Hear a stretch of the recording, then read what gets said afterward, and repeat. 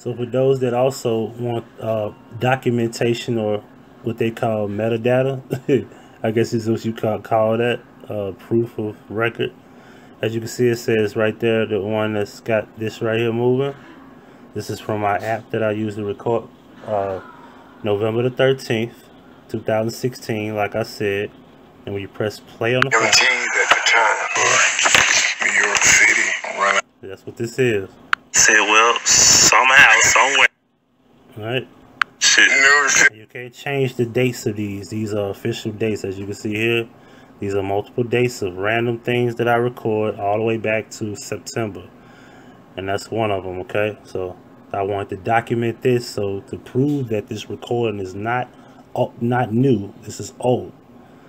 So I might have been the one to break this information being false to begin with. Alright, I'm out. My name is Huggie Pacino. Most of y'all know me by that on YouTube. My government name can be found on my Facebook page, which is Kenneth Hart. So I hide from no one about this situation I'm about to present to you. What I'm about to present to you is a conversation between me and a guy, which I will remain nameless due to lawsuits that could factor into this presentation. As y'all know, recently there's been a story about Emmett Till, about the woman, the wife had said that she lied about what actually happened. Well, what I have here is a story being told completely different and pretty much opposite of who's what. So, like I said, this is a story being told. This is not my opinion.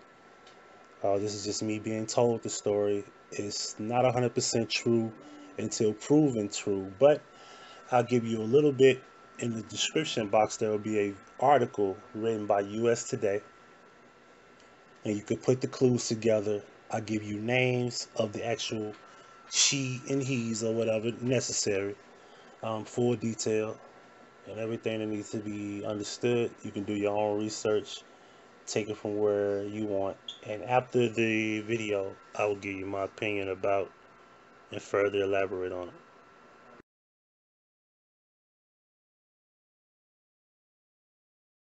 MTs at the time. New York City, run a house, got my mama house, my dad, and told them I hadn't got married. They threw me over the line. Showed them the marriage license, told them I got to go make some money. I'll be back next week. We're gone 3 weeks. We didn't have no cell phone junk back then, man. Yeah, I know. What year would that be? Huh? What year would that be? 67. 1967. Wasn't no cell phone ever. Everybody didn't even have a telephone. Everybody didn't even have a telephone. Yeah, you had a telephone, the rotary. Yeah. Yeah, the And so I told my mom and daddy what I was trying to do. Daddy said, son, I respect. Bring your woman you brought away. Then I got back. I rented a house from J.D. Marks. J.D. Marks' house for a year. Went to up with some guys that I knew been playing in different bands, man. We hooked up and reorganized, and they went to Wisconsin and found some jobs and things, and then they invited me to come. I went up there and went to work for L. Smith, where all of them were. We leave and come back whenever we got ready. And that's why I retired from A.O. Smith in Milwaukee, hauling them frames and things from cars. They need to make the car frames in Wisconsin. Transformed to Detroit and Detroit, Michigan. See, Detroit, Michigan. Chrysler was going there, then THROWBACK, Canada. So which is all in like a trifecta, like we had to, Canada. To do that. We decided to stop playing. I got a question. Back then, did you need a passport to go to Canada? Mm-hmm. You did? Yes, sir. Okay. I didn't know. Yes, sir. You wasn't finna go across that border without a transport dot. How many niggas got into some bullshit like robberies and then try to go across that border? Most of white boys then. Man, nigga was scared to look at a gun. I'm white for it. Man, see, it was so many prejudices back in them days, man. You could get by Chicago, Minnesota. Speaking of Chicago, you know the thing I learned about Emmett Till? What? It's an important detail that nobody talks about, right? Is that, I'm not saying that I'm making an excuse for what happened to him. Right. But what happened to him, did you know it could have been prevented if somebody told him? No, it couldn't have. Him and used to work for the same folk on the same plantation. Well, see, what happened there, we were working for the hauling groceries for the same grocery store. We had bicycle, go up to the grocery store. O'Malley and Bryant, they were the one that killed him, okay? Go to the grocery store. O'Malley would tell Emmett, and to go and buy. Matter of fact, tractors wasn't even in existence then. He went and bought and get some parts up in Greenwood. His old wife told Emmett, she made Emmett get on they were screwing on the meat block, man. They used to have a block thing, big old round tree stump sitting in the middle of the floor called a chopping block. Yeah. She get on that block and she tell me, you go outside and clean that area over there and cut those bushes right there. And I go out back through the other side, boy. Emmett be wearing out, boy. She be grunting and honey. So he had all, so it ain't nothing. You know. Okay, so it wasn't like they trying to make it seem. No. He already was. She was making him screw her. Exactly. Unknown to her husband.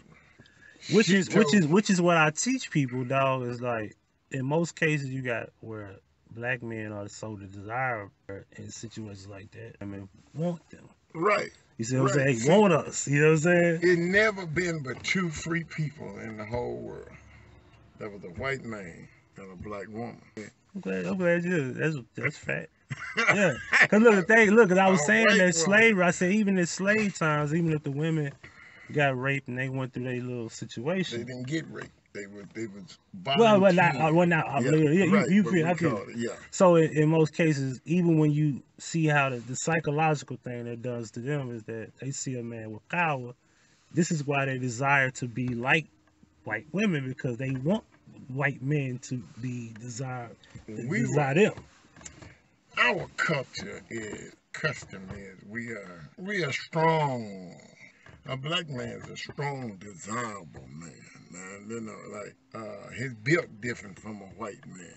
Okay, there's no comparison to the build up until the white man found out in the latter years, in the early, well, I would say in the late 80s and the early 90s.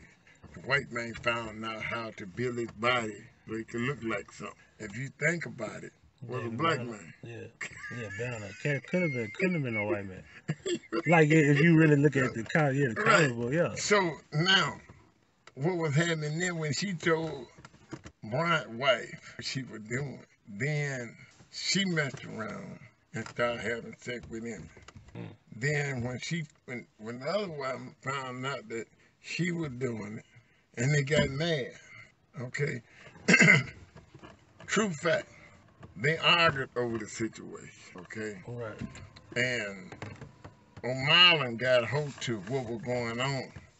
He had another black man. I think the man's name was Tommy, cause we were sharecroppers, okay? We sharecropped on his plantation, meaning that we was working his farm, live in his house, and we were scrubbing our living for his effort of giving us some work to do.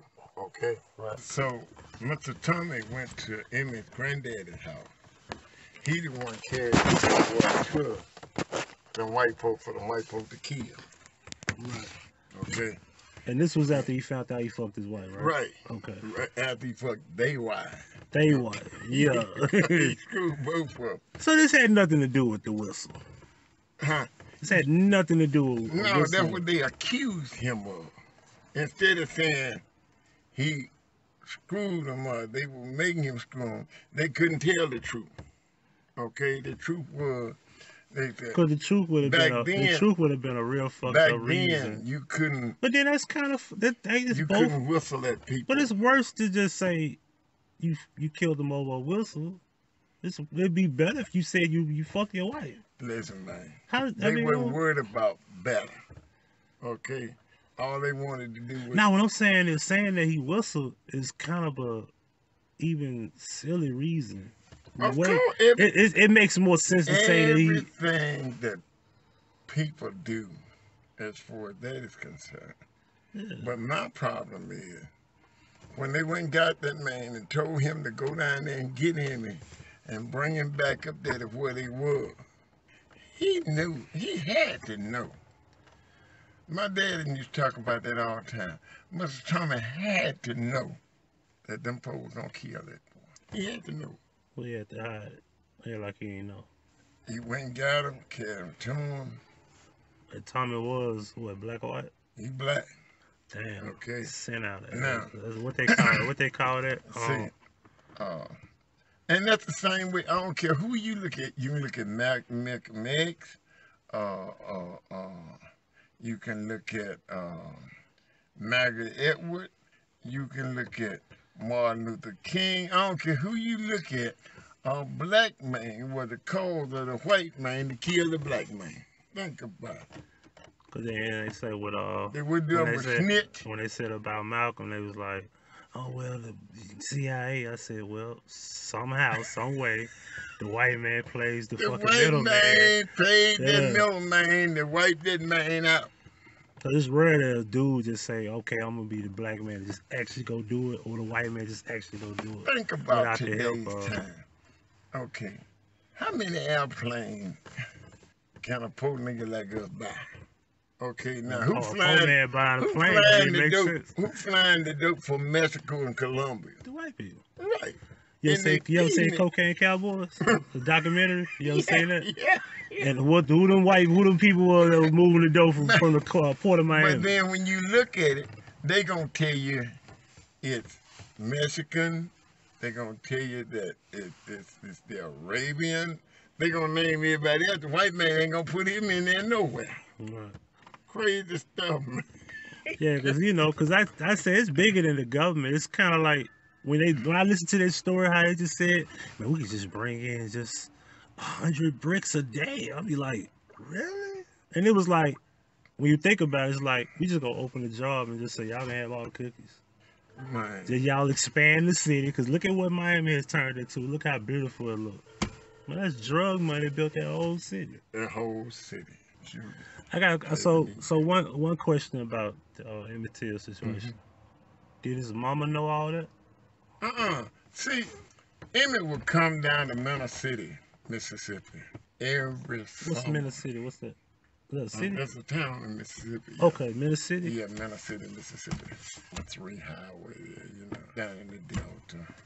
It's about 125, 150 miles from here. Right. But he would come down to stay with his granddaddy every summer, work in the field. Eat watermelon, man. We used to steal old white man watermelon, man, bust and take the hard. Old white man thought the hog was eating watermelon, man. Oh, man. Do pigs eat the watermelon? Yeah, man. I didn't know that. Yes, sir. I thought pigs just only eat bullshit. No, sir, man. Hogs eat corn. Watermelon. I knew they eat corn. I didn't know they ate just crack fruits over it. I didn't know they fuck with fruits. Man, hog would destroy a watermelon patch, doc. So, like, what do they do? They, like, just chew? They eat the fucking... Damn.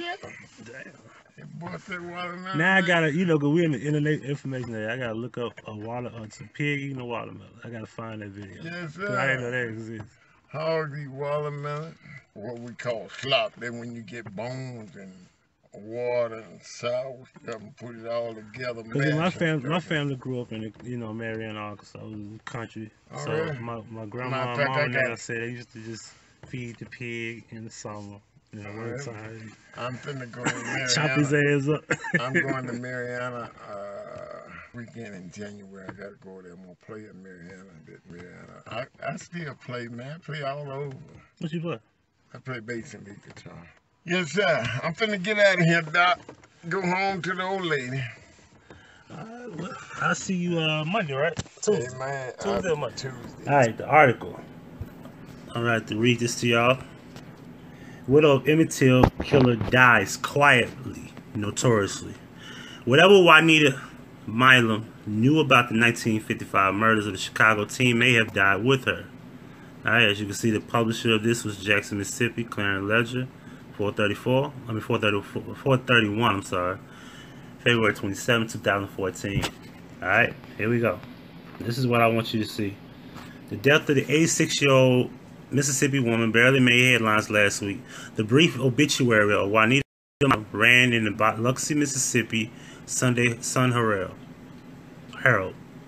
But few noticed her passing despite her being the widow of a killer in one of the nation's most notorious crimes, okay?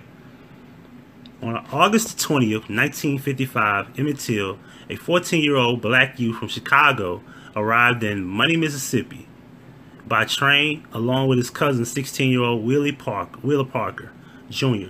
They had accompanied Till's great-uncle and Parker's grandfather, Moses Wright, who was returning home to the Mississippi Delta after a brief trip up north.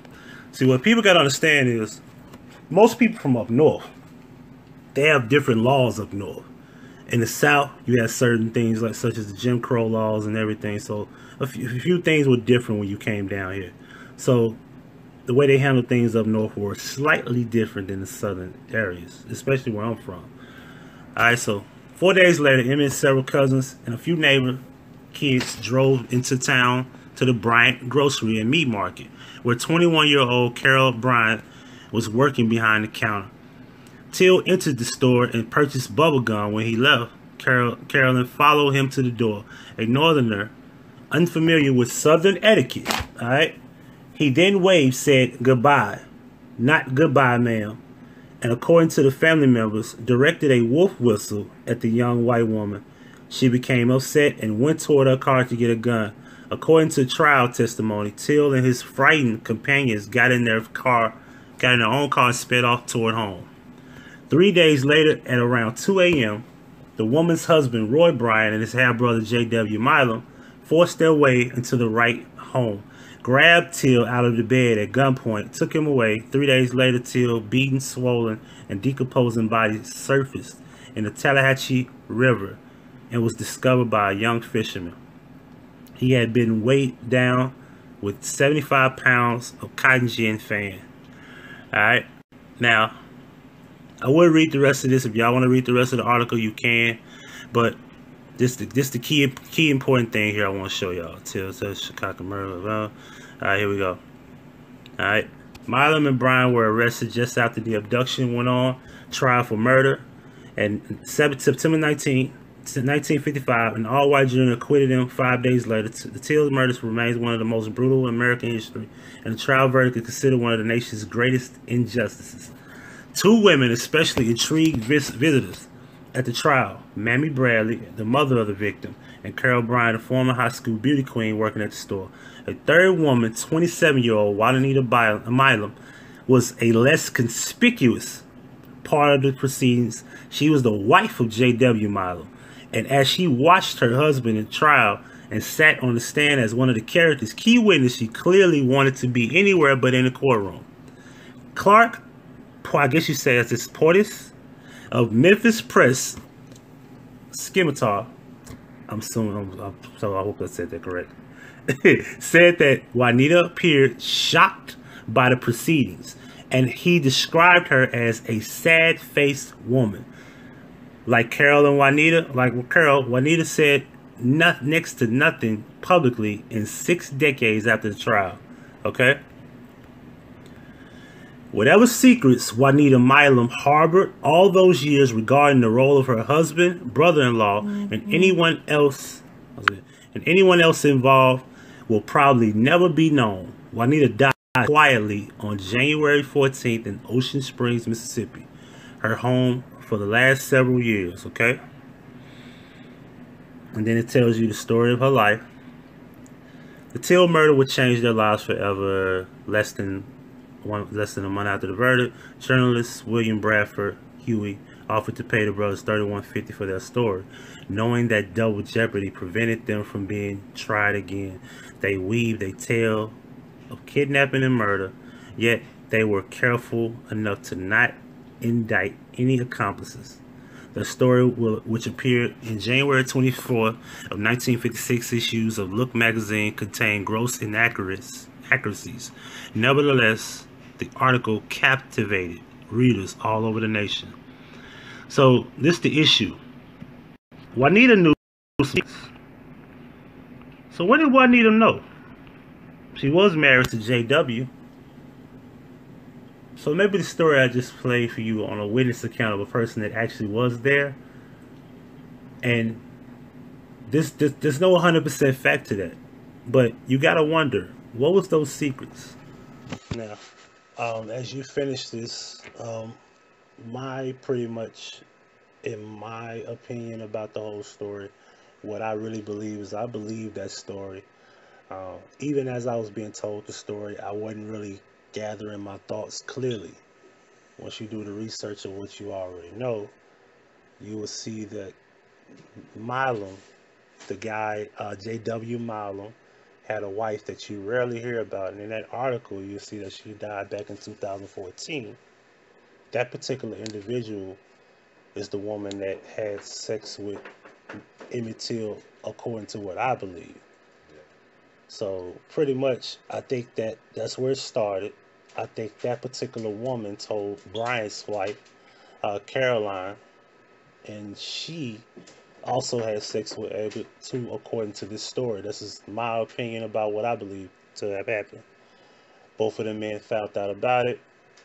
They killed Emmett, and the rest is history, and nobody's been convicted of the charge.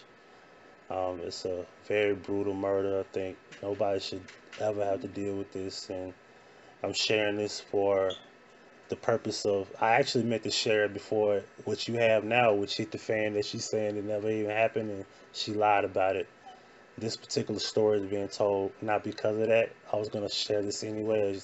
Even as a record, I put a teaser of the conversation on my channel, and I was just kind of shocked that all of a sudden it's hit the fan that she lied, like after that video. Not saying it was because of that video, but I just thought it was kind of weird. Like, ironically, we were talking about this back in November, and then I decided to put it up, but I've been holding on to it for a while. So, yeah, she did lie about the whistle thing, but she should tell the rest of the story if this is true. And being that she's the last one alive, she should. Thank you for watching.